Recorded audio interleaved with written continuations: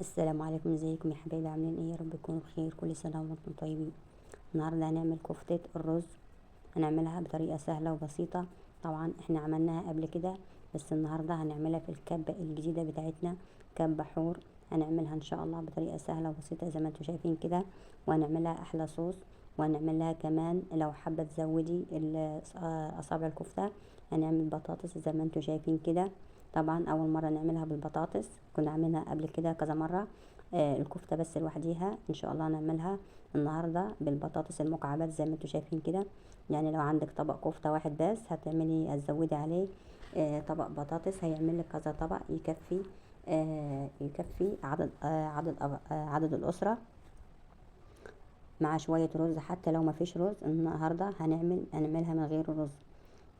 تعمليها للولاد كده في السندوتشات، تغمزيها بالعيش مع شوية مخلل. هتبقى أحلى وجبة، ومش مكلفة وسهلة وبسيطة، وتغيير بقى، يعني تغيير. يعني كفتة الرز النهاردة سهلة وبسيطة، وزي ما انتم شايفين كده. وهنقول على طريقة التسوية، وهنقول ازاي هي مستوية وفي نفس الوقت بتشد منك كده، بتشد على هنقول بقى في الفيديو كل التفاصيل، يعني كل تفاصيل الكفتة، ان هي تفك منك او تشد زي ما انت شايفة كده. كل التفاصيل وكل التكات وكل الحركات بتاعة الكفتة، ازاي تبقى كويسة معاكي، وازاي ان هي ما تفكش منك، وازاي ان هي ما تسيبش منك ان شاء الله. كل الكلام ده هنقوله في الفيديو. اهم حاجة اسمعي الفيديو الاخر، واعملي لايك كده، واعملي لايك من ايدك الحلوين. فضلا وليس امرا اشتراك في القناة ومتابعة زر الجرس عشان يوصلكم مني كل وصفة جديدة بعملها. معلش معلش يا حبايبي، لو كنت في الفيديو اللي فات او اللي قبليه طلبت منكم ان انتوا تعملوا لايك او اشتراك، معلش عشان انا متعشمه فيكم، وعشان الفيديوهات تترفع ويشوفوها اكبر ممكن من عدد ممكن من الناس.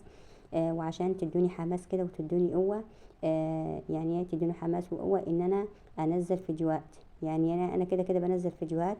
يعني انا حابه الطبخ وحابه المطبخ بتاعي، وانا كده كده بنزل فيديوهات. بس برضو زياده من عندكم ان انتوا تشجعوني وتدولي حماس كده، لما الاقي مشاهده او الاقي لايك، فده بيديني حماس وقوه ان انا انزل فيديوهات. يلا بينا نبدا وصفتنا. طبعا في البدايه هنا معايا ربع كيلو لحمه، يعني معايا ربع كيلو لحمه مفروم، ومعايا كوبايه رز. طبعا احنا قبل كده عملناه في الخلاط، وحطينا ميه وضربنا الخضره في الميه وكده، وبعد كده حطينا اللحمه قطع يعني في الخلاط. النهارده هنعملها في الكبه بتاعتنا الجديده، النهارده هنجربها كده ونعملها في الكفته. احنا عملنا في الكبه طبعا وصفات كتير، ان شاء الله النهارده هنعمل الكفته بالرز في الكبه. هنا بقى معايا كوبايه رز، وتنقعيها من بالليل. تمام كده، يبقى لازم تنقعيها من بالليل عشان خساره الكبه. يعني الكبه ما هي زي موتورها، مش قوي زي ما تروحي تعملي عند الجزار. يعني لما تروحي تعملي كفته عند الجزار ما بتنقعيهاش. انت بقى هنا لازم تنقعيها عشان الكبه خساره ما تبص منك او الموتور بتاعها ما يتحرقش. يبقى هنا معايا كوبايه رز للربع كيلو لحمه، كوبايه رز بتنقعيها من قبلها بليلة، او لو ما عندكش وقت اقل حاجة 5 ساعات. تمام كده، بتنقعي الرز وتصفيه. تصفيه بقى من المية. ناخد بقى هنا الخضرة، طبعا خضرة مشكلة، عود شبت على عودين بقدونس على عودين كزبرة، ما تزوديش عن كده، يعني يعتبر ربطة صغيرة، يعني حزمة صغيرة. ما تكتريش عشان الخضرة ما تبقاش كتيرة على الكفتة ويبقى لونها اخضر كده. تمام كده. هنا بقى بنحط اللي معايا، يعني معايا بصلايه وسط كده، بصلايه وسط او 2 صغيرين. تمام كده. ومعايا الخضره زي ما قلنا، ومعايا كام فص توم كده. طبعا الكفته بتحب التوم. كام فص توم كده. وهنا هنحط الملح ونظبط الملح كده، وهنحط توابل الكفته. تمام كده. هنا كمون وكزبره وفلفل زي ما انتوا شايفين كده. وهنحط شطه، شطه اللي هي حراقه، وشطه اللي هي اللون اللي هي البابريكا والشطه والملح زي ما انتوا شايفين كده. وهندعك بقى الكميه كلها، يعني هندعك الخليط كله. هنخلي الرز يتشرب من اللحمه، واللحمه تتشرب من الخليط ومن الخضار ده كله ده. يعني قبل ما تضربيها في الكبه، ادعكي زي ما انت شايفه كده، ادعكي المكونات كلها ببعضيها، خليها تخش في بعضيها يعني، وتشرب من التتبيله وكله.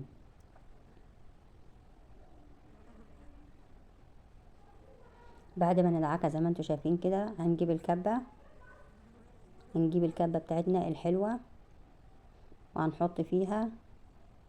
طبعا هي برضو الكبة، انا كنت فاكرة ان الكبة هتضرب لك يعني انا كنت شارية الكبة على اساس ان انا لما اجي اعمل كفتة تبقى سهلة معايا وتضربها، بس فعلا هي برضو لازم هنساعد برضو بالكبة اللي هي الصغيرة، المطحنة الصغيرة بتاعت التوابل. يعني هنا هتضرب لك بس مش هتنعمها، يعني هنا هتفرمها بس مش هتنعمها، هيبقى فيه اثار الرز. هنساعد برضو بعد ما نضرب كده كويس، هنساعد برضو بالمطحنة، يعني هننعمها بالمطحنة بتاعت التوابل. هنا بقى نحط الكمية زي ما انتوا شايفين، وهنضرب وهنحط برضو يعني معلقتين مية.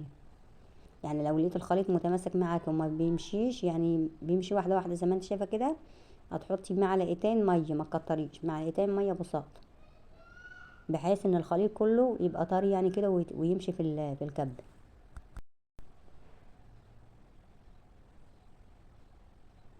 هنا بقى بنوقف الكبة، يعني بنوقف الضرب فيها، وبعد كده بنقلب من فوق لتحت، عشان اللي تحت هتلاقيه ناعم واللي فوق خشن. بنقلب من فوق لتحت، وما كتريش على الكبة عشان الموتور خسارة ما يبص.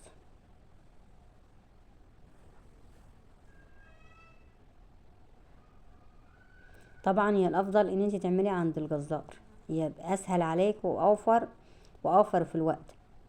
بس بقى لو انت حابه تعملي حاجتك في البيت، يعني لو انت حابه تعملي حاجتك في البيت ومثلا ربع كيلو لحمه، مش مضطريه ان انت تطلعي بره او تخرجي بره، وحابه تعملي حاجتك في البيت اعمليها. بس لو هتعملي مثلا كميه كبيره هتاخد معاكي وقت، فانت اعمليها عند الجزار، اضمن يعني افيد وتوفير في الوقت. هنا بقى زي ما انتم شايفين ضربت كذا ضربه، وبرضو يعني لسه برضو هنا بقى نحطها في المطحنه زي ما انتم شايفين كده، اللي هي بتاعه التوابل. طبعا المطحنه القديمه اللي عندي باظت، فجبت واحده غيرها.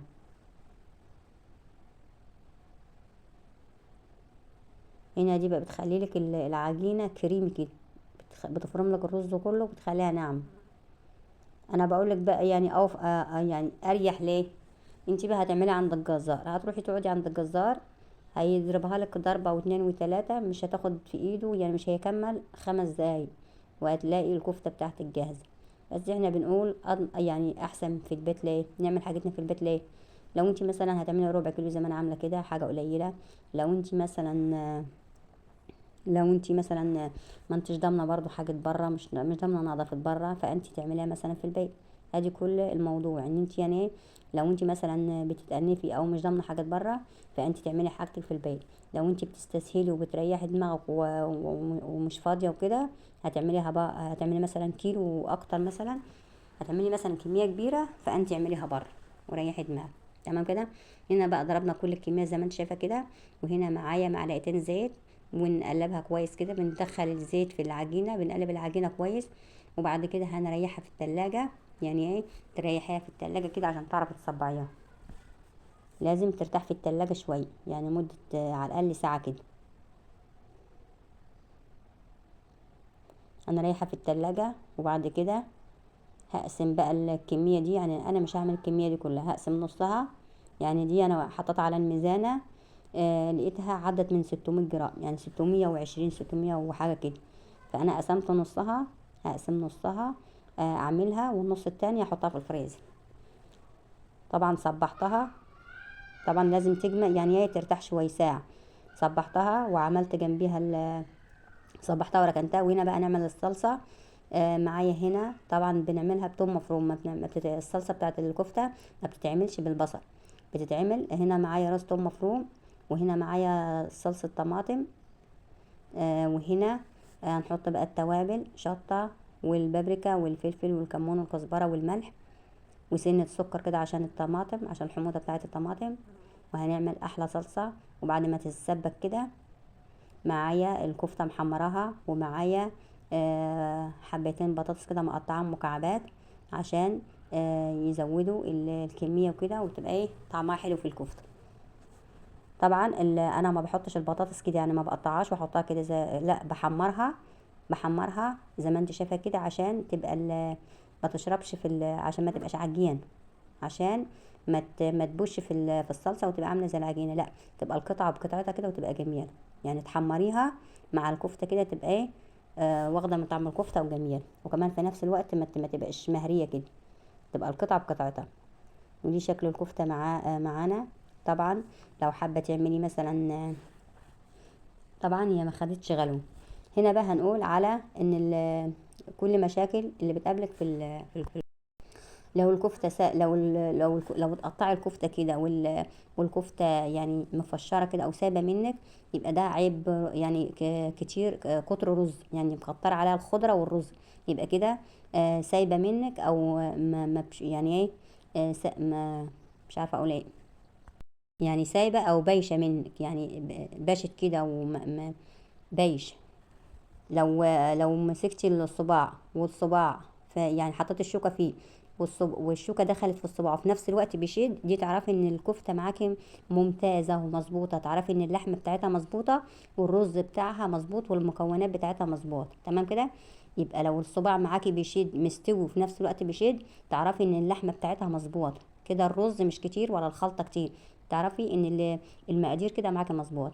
لو الصباع معاكي باش في التقليه او ساب يعني نفش كده، تلاقي الصباع اتنفخ كده وبقى طري ونفش كده، تعرفي ان ده يعني ايه، مزوده عليه الرز او الخضار تمام كده.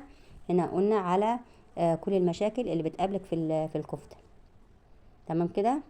زي ما انت شايفه كده الصباع مستوي جميل وفي نفس الوقت مستوي وفي نفس الوقت بيشد معاكي، دي دليل على ان الكفته معاكي مظبوطه تمام تمام. اللحمه مظبوطه على كوبايه الرز وعلى البصله مش كتيره ولا حاجه، يعني انت هنا مش مكتره الخضار ولا مكتره الرز، تعرفي هنا الخلطه معاكي مظبوطه 100%.